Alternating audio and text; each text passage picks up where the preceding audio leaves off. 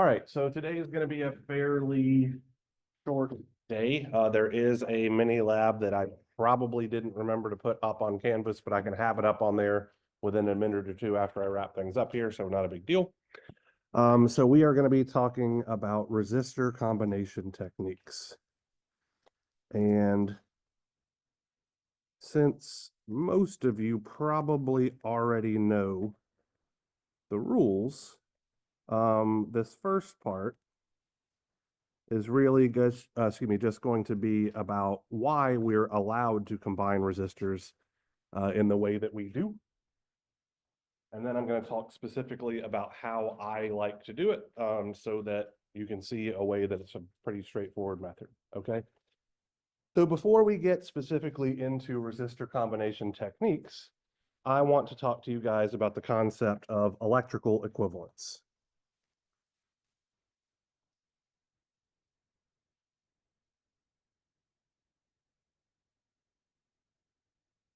So let's say that I have some DC excitation source. I'm just going to choose to represent this as a voltage. So I'm going to call this voltage VDC.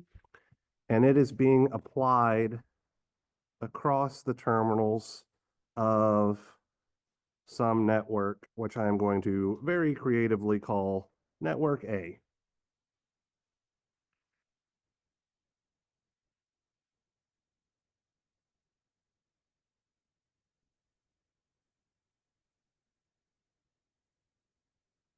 And I'm going to have a second DC excitation source, exact same voltage. So that's why I'm using the same symbol. And I'm going to apply that voltage across the terminals of another network, which I will once again very creatively call this guy network B.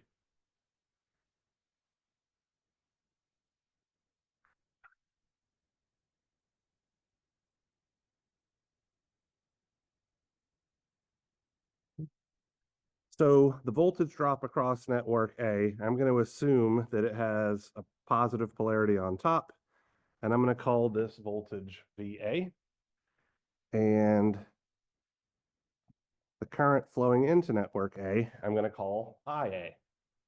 Very similarly, the voltage drop across network B will be VB, and the current flowing in to network B will be IB.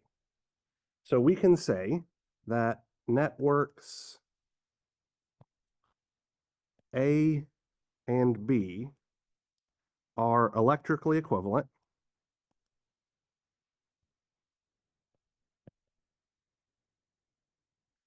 if VA is equal to VB. So under the same excitation, the voltage drop across the network's terminals has to be the same in order for them to be equivalent. So that's one condition. The second condition is that IA, the current flowing into network A's terminals, has to be the same as IB, the current flowing into network B's terminals. And then as a consequence of these two things, we could then say that the power absorbed by network A must be equal to the power absorbed by network B. So as long as any two of these three criterion are met, the third one has to also be met. And under these conditions, we have electrically equivalent networks, okay? So this, at a fundamental level, is what allows us to replace a combination of resistors, or as we'll see later on, capacitors, inductors, voltage sources, current sources, all of that kind of stuff. But it's what allows us to replace a combination of circuit components with a simplified electrically equivalent circuit component, okay? So now talk about resistors specifically, okay? And we'll start with resistors in series.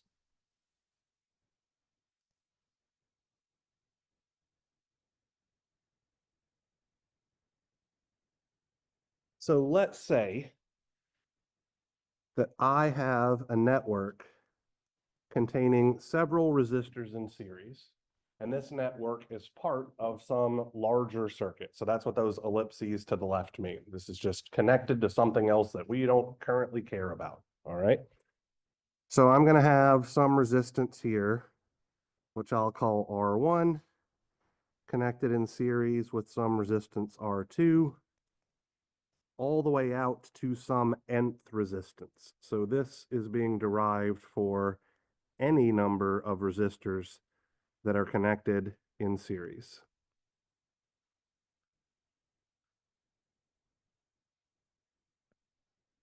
Like so. So I'm going to define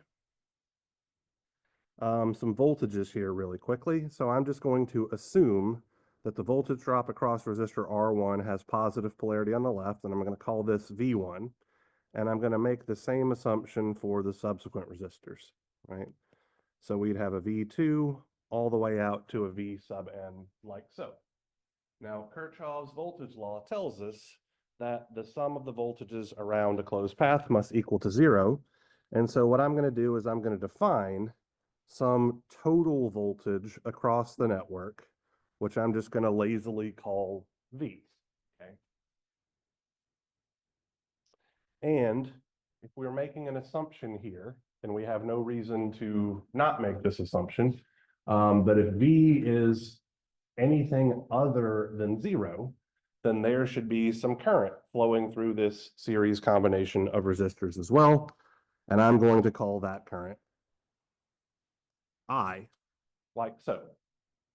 So if I were to apply Kirchhoff's voltage law around this loop, what I would get is that my total voltage V is equal to the sum of the individual voltage drops across all of those resistors connected in series.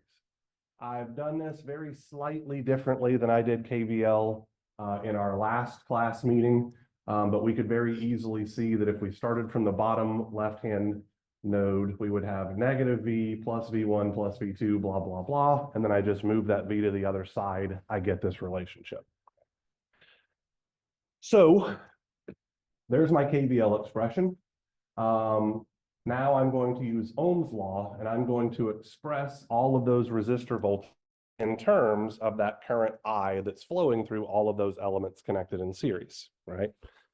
So that means that V would be equal to I times R1 plus I times R2 all the way out to I times R sub n like so.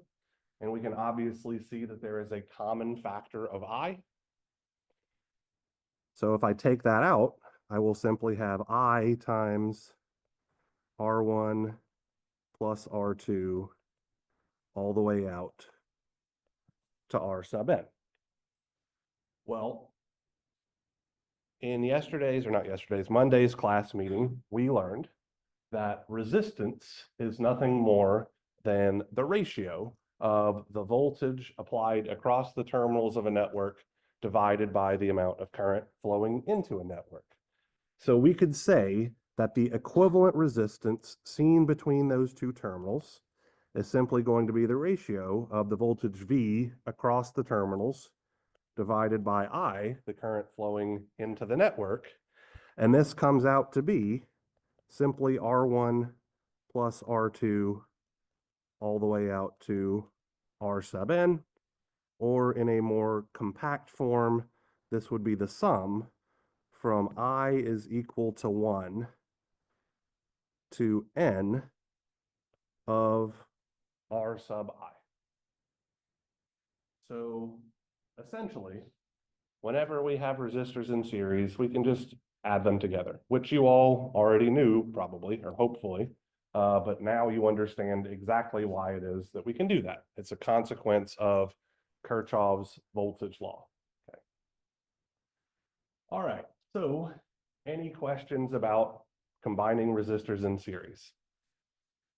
Okay, good. I'm expecting the answer to be no. So now let's talk a little bit about resistors in parallel.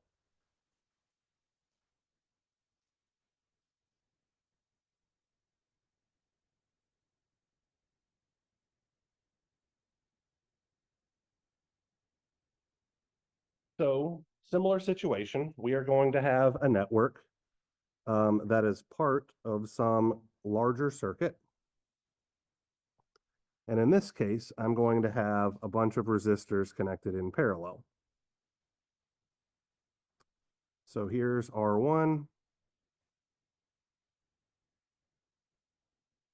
Here's R2. All the way out to, once again, some resistance R sub N.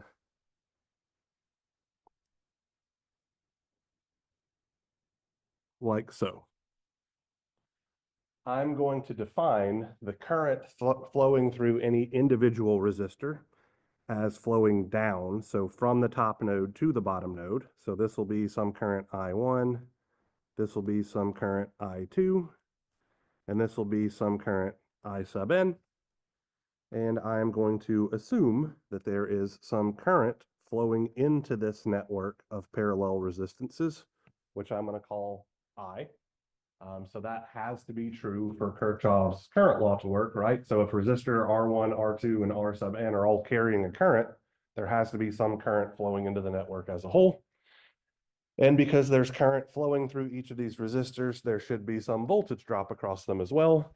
So once again, I'll call that voltage V, like so.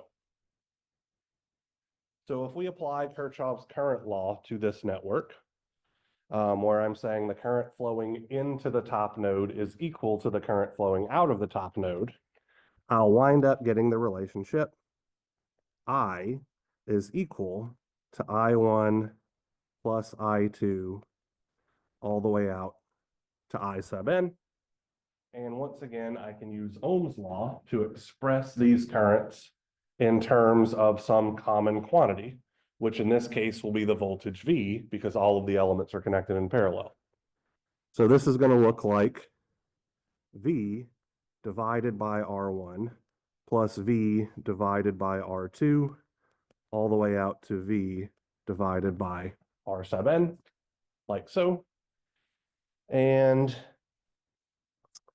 I could factor out V, giving me V multiplied by 1 over R1 plus 1 over R2 all the way out to 1 over Rn, like so. Applying our definition for resistance, we can say that Req is simply the ratio of V over I, and that's going to come out to be 1 over R1 plus 1 over R2 all the way out to 1 over Rn, or in a more compact form, this will be 1 over the sum from I is equal to 1 to N of the reciprocal of the resistances. So this tells us that in order to combine resistances in parallel, we add the reciprocals of the resistances together and then take the reciprocal of that whole quantity. That is one way to do it. And it's the way that I least often do it. So we'll talk about another method here in a moment. But this is a formal derivation. Okay, so I believe to this point, we have explained effectively why resistors combine the way they do that you were taught in the Engineering 120 series. Depending on who your Engineering 120 instructor was, you may or may not be aware of a different method for combining resistances, okay? So let's start with something simple. And technically, this method only works for 2 resistors in parallel, but you can apply it over and over again to make it work for any number of resistances, okay? So let's say that we have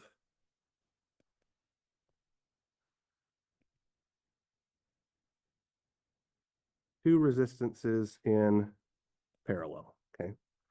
So I'm just going to have a simple resistor R1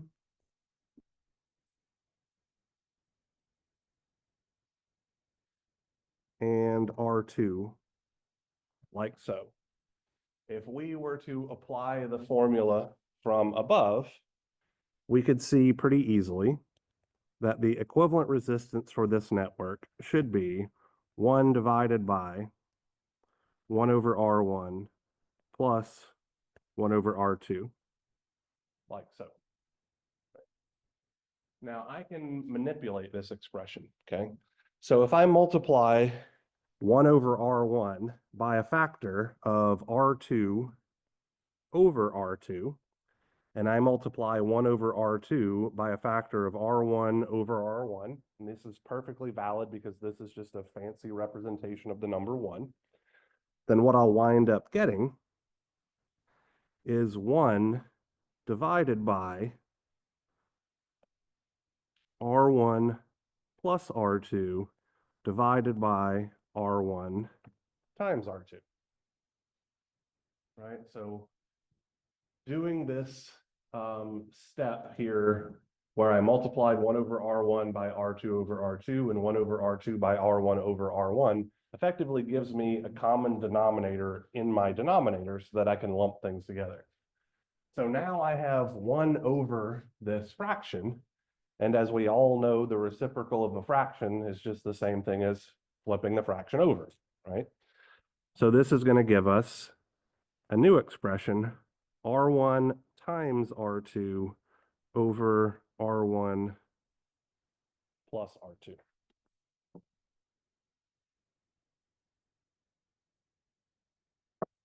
So this is a shorthand way for calculating the equivalent resistance of any two resistors connected in parallel. So pretty much 100% of the time, whenever we have two resistances, I'm going to use this particular method because I find it faster and easier to put in my calculator than that 1 over all of that noise. But we can actually use this relationship to infer a couple of interesting things really quickly, okay? So what if R1 and R2 are equal to each other, right? So there will be times, and you probably have faced them before in your previous classes and stuff like that, where you had two identical resistors connected in parallel. Well, if R1 is equal to R2, then our equivalent resistance expression comes out to be R1 times R1 over R1 plus R1, which is the same thing as R1 squared over twice R1, or simply 1/2 times R1. So whenever we have two identical resistors in parallel, it's the same as if we just had a single resistor with a value of half what we started with, okay? So that's a pretty handy thing to know.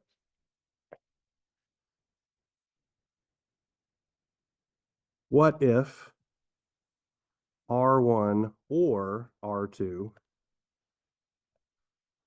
is equal to 0 ohms? So effectively, what happens if we have a resistor in parallel with a short circuit, right? So our equivalent resistance would be, let's just say 0 times R2 over 0 plus R2 is equal to 0 ohms.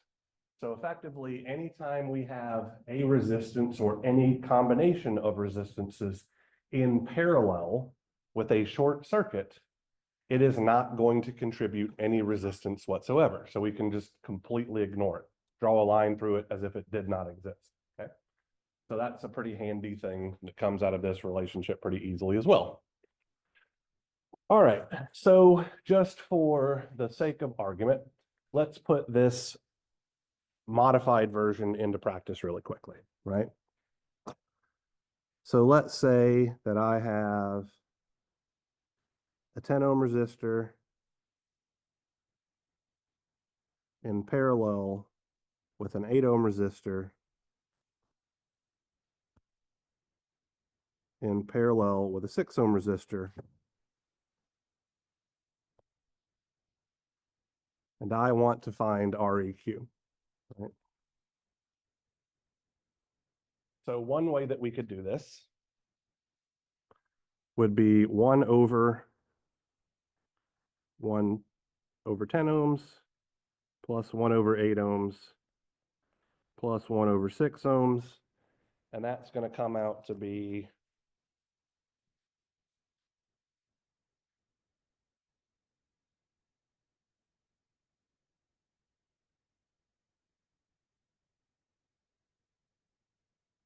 120 over 47 ohms, or for those of you that like decimals, 2.553 ohms. So notice here really quickly that the equivalent resistance for this parallel network is smaller than the smallest of those three resistors. That will always be true. So anytime we put resistors in parallel, we come out with a smaller equivalent resistance. Okay? So that's one way to do it. There's nothing particularly wrong with that. But let's look at a little something different, right? So let's say that we did REQ1 was 10 in parallel with 8. And I'm going to put this in a notation that I like to use. 10 ohms in parallel with 8 ohms, like that. So whenever you see two resistors next to each other with a pair of parallel lines in between them, that is me telling you those resistors are connected in parallel as a shorthand notation, right? So using the second methodology, that would be 10 ohms times 8 ohms over 10 ohms plus 8 ohms, which is going to come out to be 80 over 18.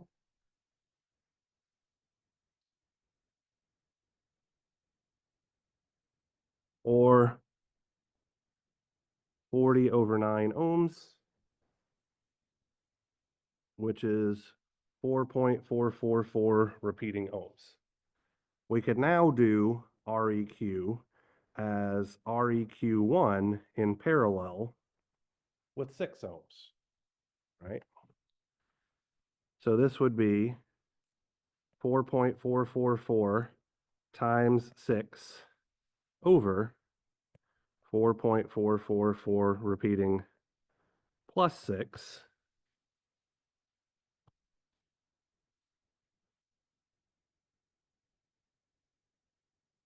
And I'll be damned if we don't get that same 2.553 and some change ohms, right? So what I've tried to illustrate here is that we could use the method of 1 over the sum of the reciprocals and all that kind of stuff. There's not anything wrong with that. Or we could apply that shorthand method twice to get through this. If I had 4 resistors, I would not bother with the shorthand method. It would be significantly faster for me to just do 1 over the sum of the reciprocals. So anyway, I'm just trying to illustrate the different ways that we can do parallel combinations. So before we move on from this, does anybody have any questions, comments, or concerns? Hopefully fairly straightforwardish. All right.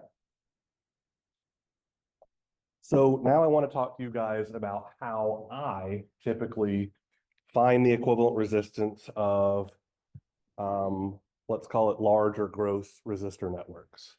Okay. And so to do this, I'm actually going to look at one of your web work problems.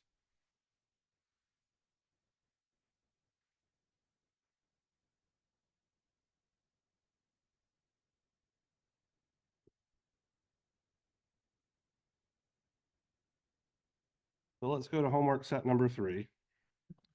And let's look at, I think it's problem 2. Yeah, so this is one that's not crazy difficult, but it's also not particularly easy either. So we have a network that contains 1, 2, 3, 4, 9 resistors connected in some configuration. And we are asked to find the equivalent resistance of this network as seen between various different sets of terminals, right? So between terminals A and D, between terminals B and C, and between terminals C and D. So what I'm going to do is I'm going to work one of these 3 different options to kind of show you how I do these things. And I'll leave the other 2 for you guys to work as part of your homework and all that kind of jazz. So A, B, or C? Somebody hit me with something. B. B. All right, B it is. So let me draw this circuit.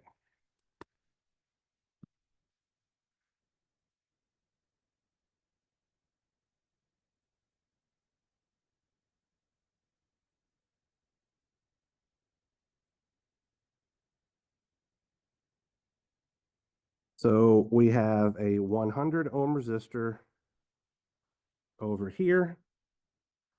And then I'm pretty sure there's a resistor up here, here, here.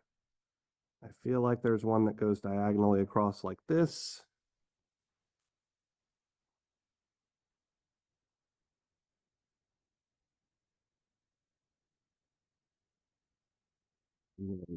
I'm going to have to go back and forth between the web work and this thing because I have the memory of a goldfish that has experienced head trauma. So it's going to take me 8 tries to remember any of these things. So let's see. So R2 is 175.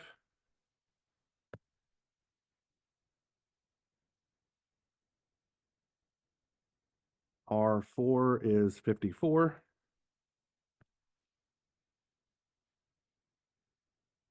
I think that bottom one was 25. Yeah.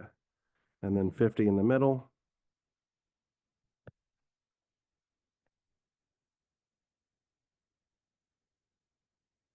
And then R1 was 22, and then 230, 22, 230.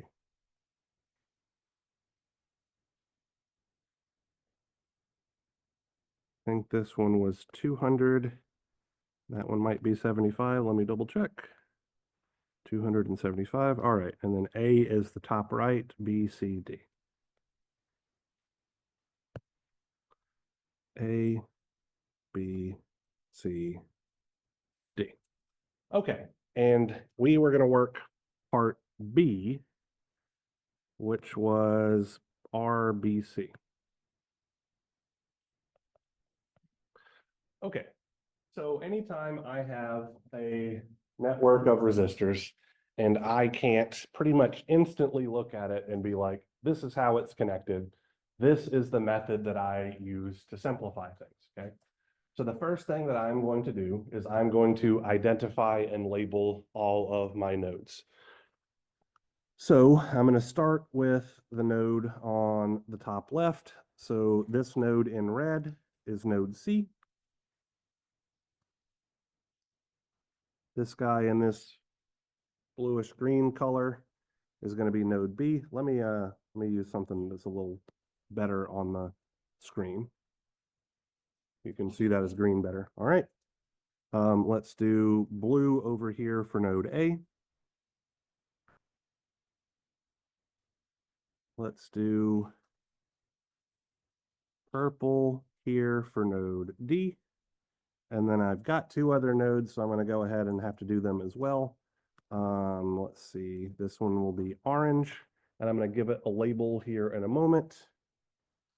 And let's do hot pink over here. All right, so I think we can all see the difference between the nodes. They all are supposed to be different colors, but the projector is a little shitty. So hopefully we're all okay with this. Since 2 of my nodes don't have a label with them, I'm going to have to give them to them. So I'm going to call this one over here node E, and this one over here node F. So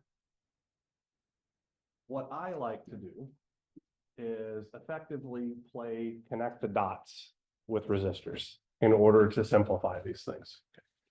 So if I'm trying to find the equivalent resistance between nodes B and C, like we are in this particular problem, what I do is I put node B on one side of the paper and node C on the other side of the paper.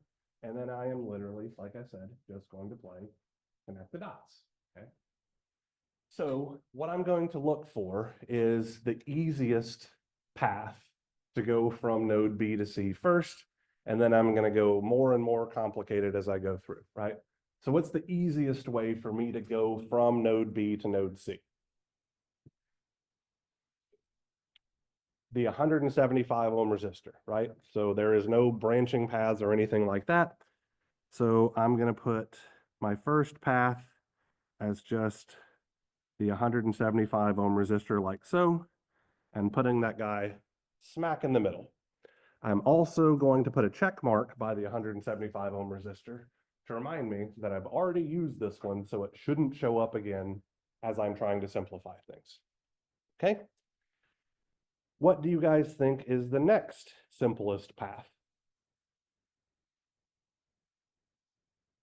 Yeah, so to go from B to D to C, okay? So I'm going to put node D here, smack in the middle as an intermediate point. And I'm going to go from B to D, which is through the 50 ohm resistor.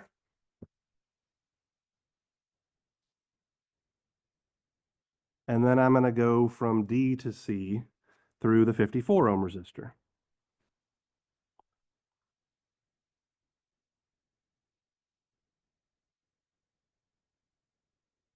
So that takes care of this guy and this guy.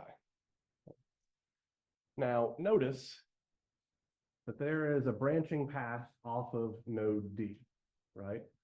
So to go from D to C, I have that 54 ohm resistor path, which is already defined. I could also go from D to E to C. So I'm going to go ahead and draw that path as well. So I'm going to put E here in the middle between nodes D and C. To go from D to E is the 25 ohm resistor.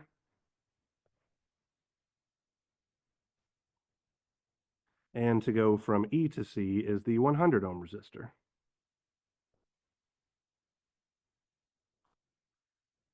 And now I've taken care of these guys, right?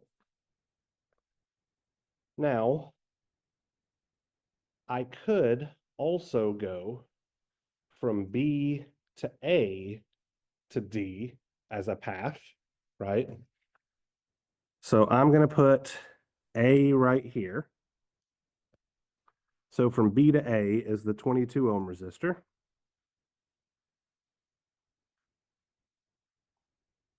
And then from A to D is the 230 ohm resistor.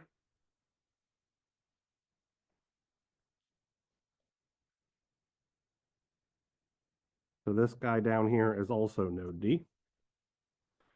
And I have a different path from A to D as well. So I could go from A to F to D. So I'm going to put F right here. From A to F is the 75 ohm resistor. And from F to D is the 200 ohm resistor. And so this is how I would redraw this particular circuit. And then what I would do is I would wind up just working my way from the bottom to the top, doing resistor simplification, right? So for example, how are the 75 ohm resistor and the 200 ohm resistor connected to each other? They're in series. So what would be the equivalent resistance? 275, absolutely. So between A and D, I will now have a simple 275 ohm resistor. Okay.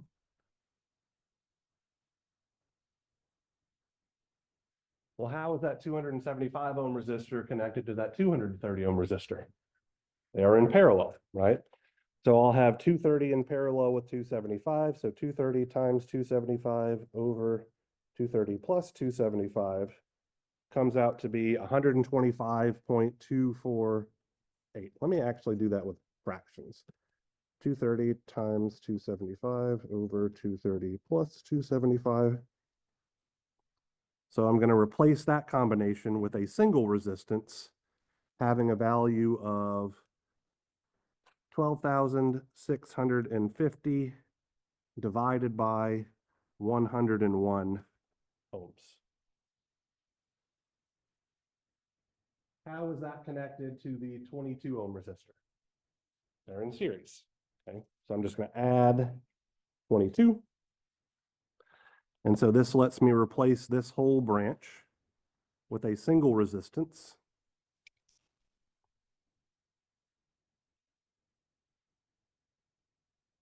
of 14,872 over 101 ohms. And how is that connected to the 50 ohm resistor? They're in parallel. So I'm just going to take that answer times 50 over answer plus 50. And that comes out to be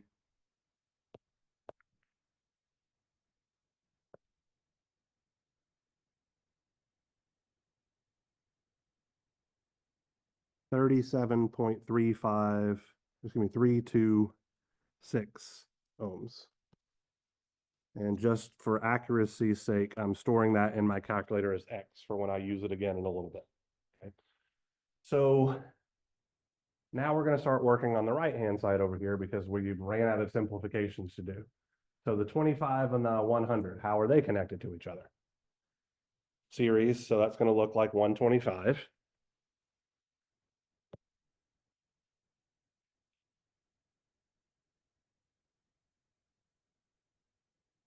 And then that is connected to the 54 ohm resistor in parallel. So 125 times 54 over 125 plus 54 gives me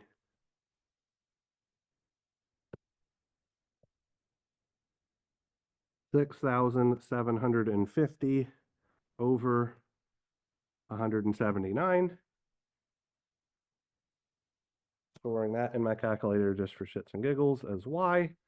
So how are those two bottom resistors connected to each other? They're in series, obviously. So in my calculator, I'm going to do X times Y over X plus Y, giving me 18.758 ohms of resistance.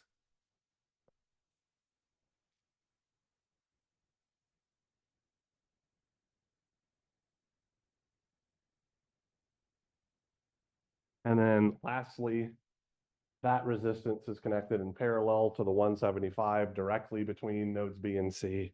So I'm just going to take that answer times 175 and then over answer plus 175. And my equivalent resistance between B and C is then simply 16.942 and some change ohms. So is it tedious? Absolutely. Does it get you the correct answer every single time if you set it up correctly? Absolutely. So even though I am a jackass with a PhD who has been doing this for 20 years at this point, effectively, that's still the method that I use anytime I can't intuitively look at it and just see, oh, it's going to be this. So I would encourage you all, if you haven't already done so, to invest in some colored pencils and all of that kind of good stuff. You are absolutely welcome to bring them to the exams and things like that to help for these resistor combination problems. And it'll also be helpful when we learn and apply nodal analysis next week. So any questions on this goofy ass connect the dot method of resistor combination? All right. So that's really all I wanted to talk about for today. So let me get that mini lab assignment posted up on Canvas, and then you can work on that and or the in-class assignment.